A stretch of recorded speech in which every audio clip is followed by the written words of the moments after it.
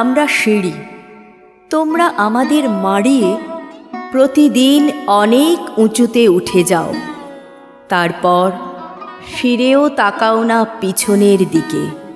তোমাদের পদধূলি ধন্য আমাদের বুক, পদাঘাতে ক্ষত বিক্ষত হয়ে যায় প্রতিদিন। তোমরাও তা জানো, তাই কার্পেটে মুড়ে রাখতে চাও আমাদের বুকের ক্ষত, ঢেকে রাখতে চাও তোমাদের অত্যাচারের চিহ্নকে, আর চেপে রাখতে চাও পৃথিবীর কাছে তোমাদের গর্বোদ্ধত অত্যাচারী পদধ্বনি। তবু আমরা জানি, চিরকাল আর পৃথিবীর কাছে চাপা থাকবে না আমাদের দেহে তোমাদের এই পদাঘাত।